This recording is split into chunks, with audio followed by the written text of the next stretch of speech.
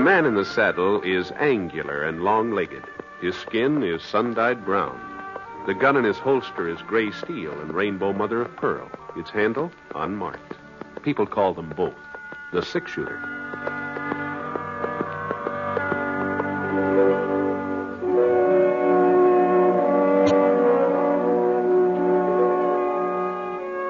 James Stewart as the six-shooter, a transcribed series of radio dramas based on the life of Britt Ponset, the Texas plainsman who wandered through the western territories, leaving behind a trail of still-remembered legends.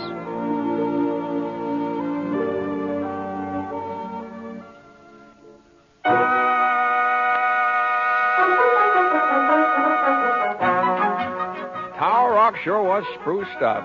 Flags on almost every building, the big banners stretched all the way across Main Street, all the way from the roof of the hotel to the top of the Wickford Bank. Franklin County Fair, that's what it said. Prizes, rodeo, free barbecue, Saturday, August 20th, come one, come all. Well, tomorrow would be the 20th. I'd come to town a day earlier and be sure of getting a room. Good thing I did, too. Only one left was on the second floor. The livery stable side of the hotel at that. I put my clean shirt in the dresser drawer and headed downstairs. The clock in the lobby said 3:15. Well, that meant I had time to sort of give Tower Rock the once-over before supper. Thought maybe I'd wander over and see how Kermit and Rome were getting along. But just as I was crossing the street, I saw Rome come out of the front door. Rome! Hey! Hey, Rome! Hmm? Oh, Britt. Well. Finally decided to put in an appearance, huh? How are you? I'm fine, Rome. Fine. I was just on my way over to see you. You're not running short of cash, are you, Britt? No. No, this is going to be a social call. Not that I'm flush or anything like that. Come into town for the fair, huh? Yeah. I haven't been to one since I don't know when. I figured Dad Morgan's cattle would do without me for a few days, so... Well, how are things to you, Rome? Oh, so. Bessie, is she all right? Oh, pretty well. Kermit and Thelma? I guess they're all right. You guess? I ain't inquired lately. Well, I better get moving. I told Bessie I'd pick her up at the schoolhouse. She's on the decorating committee. I'll see you later, Britt. Yeah, I'll see you.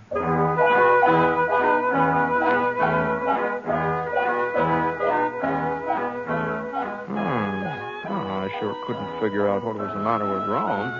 Well, he froze up when I mentioned Kermit. Right? They'd always been more like kin than in-laws. Folks said it sure was lucky for the Wickford girls to marry two fellows who got along so well, especially after Jess Wickford died and left the bank to both his daughters 50-50.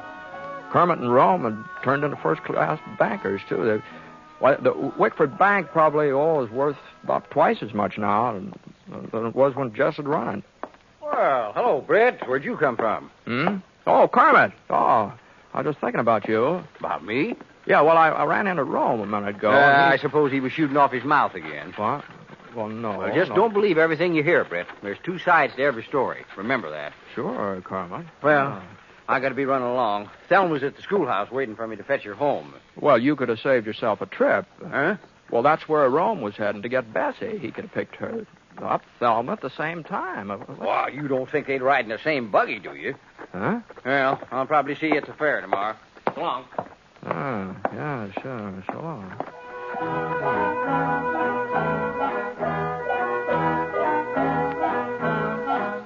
Well, there just wasn't any doubt about it. There's something that happened between the Binghams and the Madden, that's all. There must have been something pretty serious, too, the way Kermit and Rome had been acting. And knowing Thelma and Bessie like I did, oh, boy, I sure was glad I wasn't involved in that. But they were real firm women, Thelma and Bessie. Yeah, always had been, ever since they were girls. I couldn't help wondering just what had set them off. Not that it was any of my business, of course, but Otis Spear did know. Yeah, being the justice of the peace and the local undertaker, he knew almost everything that went on in Foster County. You ain't never seen nothing like it, Britt, the way they've been behaving. Why, they even spoke to each other for the past 2 months. You don't say. Take turns going to church. One Sunday the Binghams attend services, next Sunday the Matterns, just so Thelma and Bessie won't meet up. Well, that's the darn... I can't believe it. Well, that ain't the half, Britt, not the half. You remember the Social 16? You know them couples who always got together and played whist on Friday nights? Yeah. Well, it ain't the Social 16 no more. The Binghams pulled out, the McDaniels and Johnsons and the Potters, they left at the same time. We got 2 social 8s now. You mean this foolishness has gone beyond Thelma and Bessie? Other folks are taking sides, too? Well, see, they are. The whole town split right down the middle. Well, I never heard of such a thing. Well, how did it start, anyway? Well, last May, that was the beginning. Thelma's birthday is the first week in May. Her sister Bessie, just a year younger, almost to the day. Her birthday's the 10th or 11th, right in there somewhere. Mm-hmm. Uh-huh. Well, seems Kermit bought his wife a new Surrey for a birthday present. Had it shipped all the way out from Kansas City. Thelma sure was proud, too. Well, you can't blame her. It was just about the nicest carriage this town had ever seen.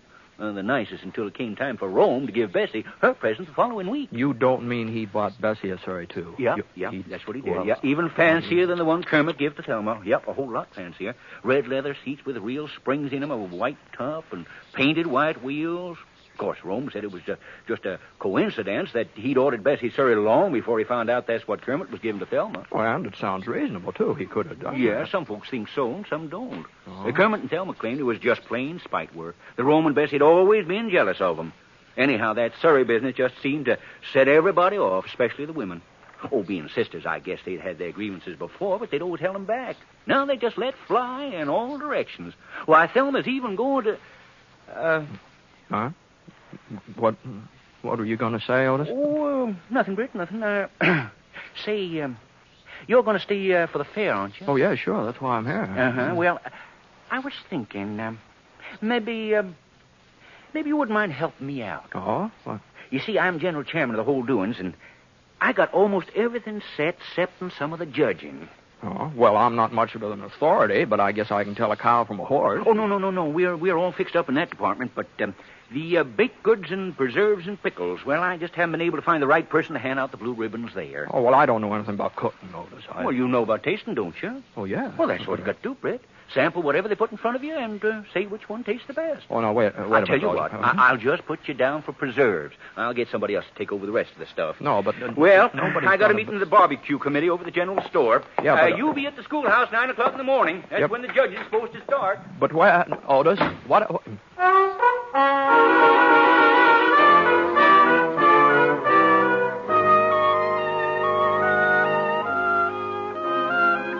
Where's the idea of me giving out blue ribbons for preserves? I couldn't tell peach from grape if it wasn't for the color. Well, the one that they sent me standing here in the funeral parlor worrying about us. So I went back to the hotel to fix up for supper. Yeah? Who is it? Bessie Madden, Britt. Well, just a second. Well, won't you come in, Bessie? Why, thanks. Hey.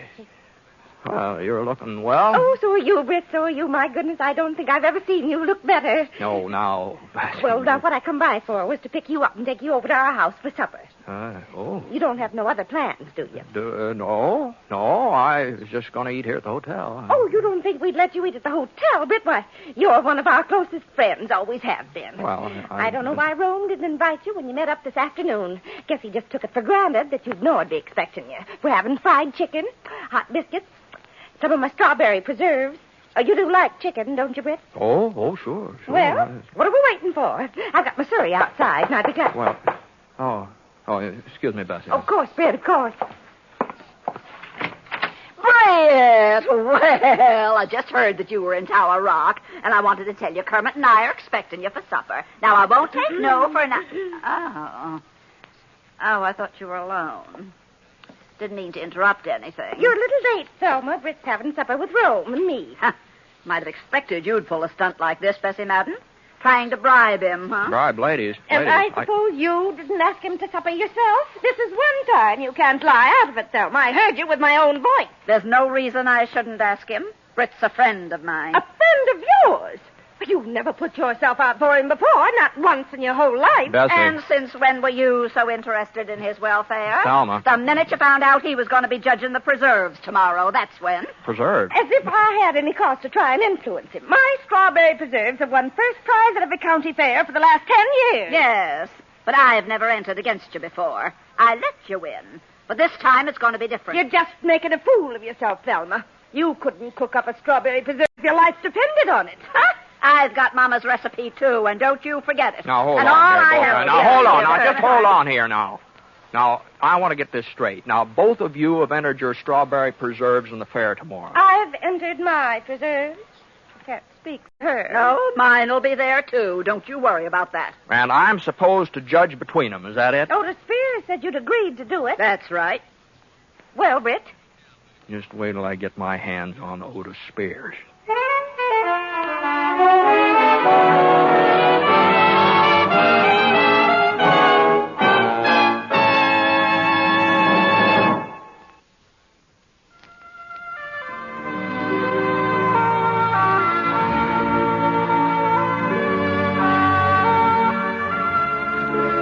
Now, Act 2 of The Six Shooter, starring James Stewart as Britt Ponset.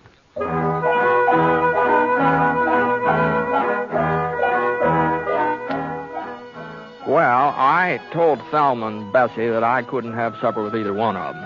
Matter of fact, I kind of plain lost my appetite, I guess.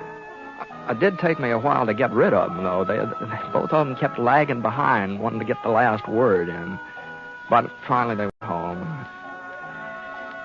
Well, Otis Spears wasn't at the funeral parlor, so I went over to Widow Berkeley's boarding house where he lived and waited for him. It was after 9 o'clock before he showed up. Miss Berkeley had already gone to bed, and I heard the front door open, and I saw him head for the hall steps. Just hold on, Otis. Huh? Oh, Britt. Well, what are you doing here? I just wanted you to know that I won't be judging any preserves tomorrow. What? You heard me, Otis. But Britt, you promised you'd do it. I didn't promise any such kind of a thing. And I don't appreciate your trying to get me in the middle of this feud between Thelma Bingham and Bessie Madden either. Oh, you found out, huh? I sure did. Well, they were over to see me, both of them. Oh, I never heard such a hen squabble in my whole life. Well, I told you this thing between them was serious. Well, there were a few things you didn't tell me, like the fact that they're both entering strawberry preserves at the doings tomorrow. Well, now, Britt, you don't understand it. I understand, all right. You didn't want to tackle the job of judging those preserves yourself, so you shifted on me. I understand, all right. I couldn't judge him, Britt. Don't you see? Whichever way I was to choose, I'd make enemies of half the folks in town. My burying business would drop off 50%. Now, Otis. Yeah, but you're an impartial judge, Britt. You ain't taking no sides on this fracas yet. And what's more, I don't intend to either. Well, of course, that's the way you feel. If you want Thelma and Bessie to go on feuding, and you won't do nothing to stop it. Well, I sure don't see how my judging their preserves would have anything to do with ending their fight. It's this way, Britt. You're the six-shooter. Everybody in Tower Rock likes you and respects you, and they all know you ain't got no axe to grind in this affair, so whatever decision you handed down, they'd have to accept it. Both Thelma and Bessie. Oh, maybe they would, maybe they wouldn't. Oh, they would, all right. Now, what I'm getting at is this, Britt. Folks have forgotten about the two Surreys by now. The argument's going way past that. And these here preserves had just about become the crux of the matter. You see, Bessie's always been known for making the best strawberry preserves in the whole county. They're her chief claim to fame, you might say. Why, she's even took blue ribbons at the state fair. Oh, that's so. And nobody's even thought of entering against her, not for years and years. Not until this year. Yeah, that's right. Uh-huh. Now, if Thelma's preserve should be judged better than Bessie's, well, that'll mean Thelma's beat her on her own ground. Bessie wouldn't have a leg to stand on. She'd just have to admit that Thelma won out, and, that might settle the trouble between them. Uh-huh. You think that'd be best, Otis, for Thelma's preserves to win? Well, not necessarily. You see, if Bessie should take the blue ribbon again, well, that'll sort of show everybody that she's still top dog. In the preserve line, anyway. And folks who've been supporting Thelma might swing over to Bessie's side. And that might settle everything, too. Mm-hmm. The way you've got it figured out, it wouldn't matter who wins. Either way, the fight would be over, is that it? That's right. That's it, exactly. Well... Of course, What? It's possible that Thelma's taking first prize might just make Bessie madder than ever and sort of add fuel to the fire. And it's possible that if Bessie was to win again, well, vice versa. Vice versa. Yeah. I'd say it's more than possible. I'd say it's likely. Oh, now, Britt, you mustn't look on the dark side. I'm absolutely certain that if you make the right decision tomorrow, you'll end this whole thing once and for all. Thelma and Bessie will go back to being fond of each other, and Tower Rock can have a little peace and quiet for change. I see. And just what is the right decision, Otis? What? That's easy, Britt. It is, huh? Well, sure. All you have to do is give the blue ribbon to whichever one made the best tasting preserves. You don't think we're running a crooked county fair, do you?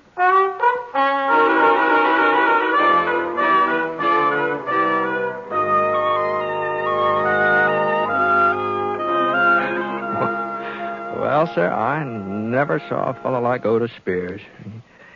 He could talk circles around a Philadelphia lawyer. Well, finally, I saw that if I was going to get any sleep at all that night, I'd just have to give in. But I made up my mind to one thing. I wasn't going to have Thelma or Bessie turning on me, either one of them. I was going to say that their preserves tasted exactly the same and call it a tie. And that way there wouldn't be any harm done, and I'd be leaving things just the way I found them. Of course, I didn't tell Otis what I was planning to do or anything. I just promised that I'd meet him at the schoolhouse in the morning. Good. I knew you'd come around, Britt. When you saw how much I needed you, I knew you couldn't let me down. Well, Otis... I'll walk you to the door. Never mind. I'll find my way out. Night. Night, Britt. See you tomorrow. Yeah. Oh, say... Uh-huh. There was one thing I forgot to tell you. It sort of slipped my mind. Oh, what's that? Well, in case you have any trouble deciding as to whose preserves are the best, well, there couldn't be a tie. There couldn't be. Why not? Oh, you could call it a tie, but that would still mean that Thelma had won. How's that? Well, don't you see, Brett? If Thelma's strawberry preserves are just as good as Bessie's, well, folks would think that Thelma had been letting her sister win all these years by not contesting with her before. No, a tie would be the same as giving the prize to Thelma. You do see that, don't you? Yes. Sure. Oh, no. Well, so long. So long, Britt. And may the best woman win.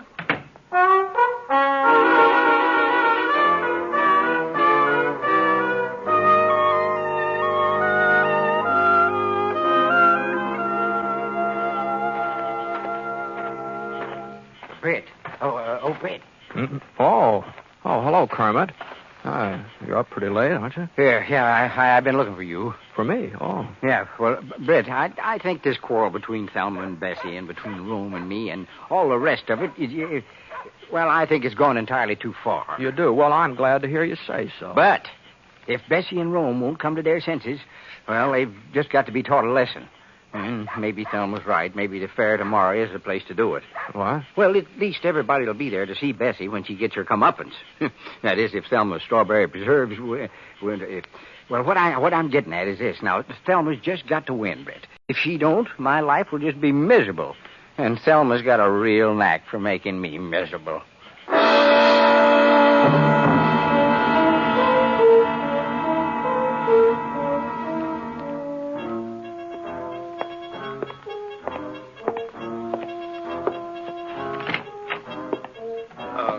Hello, Britt. Hello, Rome. Hope you don't mind my waiting here in your room, but I just had to see you. Bessie sent me.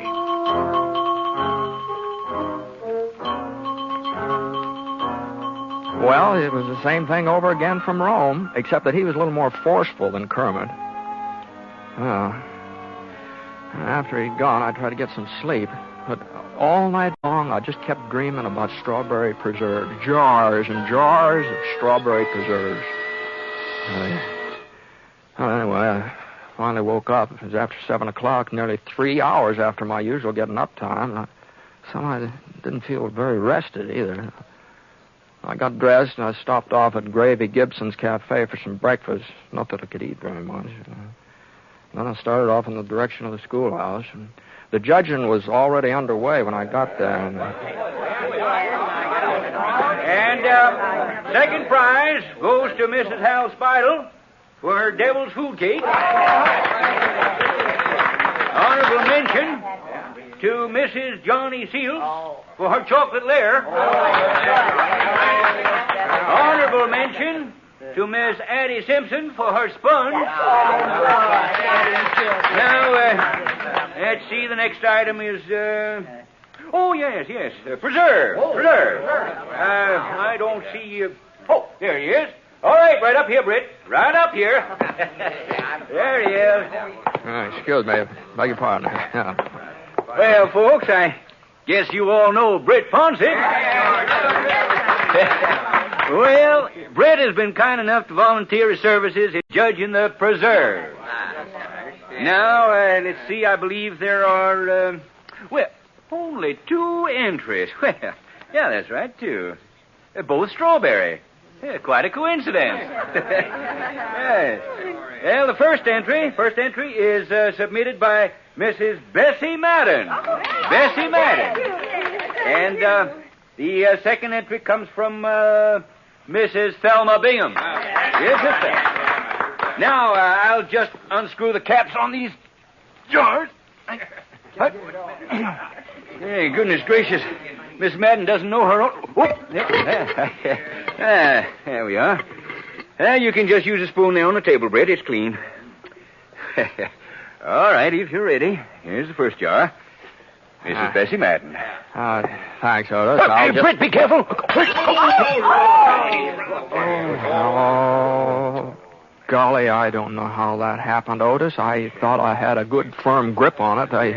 I sure am sorry. I'll bet you will. Well, folks, seems we had a little accident up here. Mrs. Madden's preserves are kind of divided between the floor and Britt's trousers. I just don't know what we can do under the circumstances.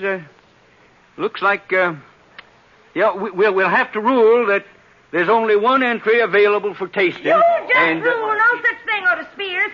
I've got another jar of my preserves right out in the hall. Oh, another jar? Bring them along, figuring there might be a slip-up somewhere. I'll be right back. Well, that was sure far-sighted of Bessie, wasn't it, folks? Well, while we're waiting, Britt can go ahead and taste Mrs. Bingham's jar. Here you are, Britt. I'll hold it for you. Just spoon right in. Well,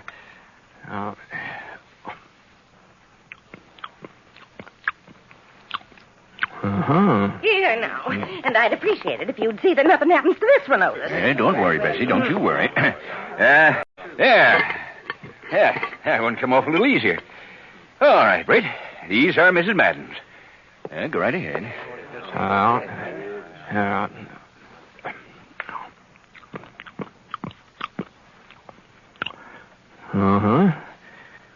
Well, you had enough? Yeah. I've had enough. All right, folks, all right. Quiet down. Britt Ponset is ready to announce his decision. Well, it's my opinion that I want to be sure of one thing first. Now, I understand that my job is to say whose preserves taste the best. Is that right? I'm supposed to pick the best tasting strawberry preserves in the whole county. Is that right, Otis? That's right, Britt. That's right. Yeah. All right, then. Now, these preserves of Mrs. Madden's, they're very good. Now, you might say they're excellent. But I've had better. Now, there's no doubt about it. I've tasted better. And right here this morning, too. Right here in Tower Rock. Now, Mrs. Bingham's preserves here, now, they're good. No, they're more than good. They're excellent, too. But they're not the best. Now, ladies and gentlemen, to me, the best tasting strawberry preserves in Foster County are the ones I ate this morning at Gravy Gibson's lunchroom. No, I'm awarding the blue ribbon to Gravy Gibson. You see that he gets it, will you, Otis? Wait, you can't do this, Britt. Gravy Gibson wasn't even entered. No, you told me you wanted me to pick the best tasting preserves in the county, and that's what I've done. Why, the very idea, comparing our preserves to the kind of thing Gravy Gibson serves us. It's an outrage. I've never been so insulted in all my whole life. Now, you see here, Britt Ponset. If you think you can get away with Why, this... for 10 years, Bessie's preserves have been winning blue ribbons. And Thelma used the same recipe I did, our mother's recipe, and nobody's ever had a finer recipe for strawberry preserves than Minnie Whitford. That's right. Now, just a minute. Don't you just a minute us. No, sir.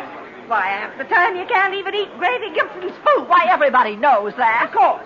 Well, this is the last county fair I'm ever going to enter, Otis Spears. And that goes for me, too. Bessie, come on, let's get out of here. The sooner, the better. Well, don't just stand there, Kermit. Can't you see we're leaving? Yes, dear, yes. Rome, come along. Yes, Bessie. Why, did you see that, Brett? They went off together. All four of them. Together. Yeah. That's how it looked, all right. Oh, if that don't beat the Dutch. You got 'em so mad at you, they all went off together. I might have known you was up to something. Well, I don't know what you're talking about, Otis. I was just giving my considered opinion about strawberry preserves.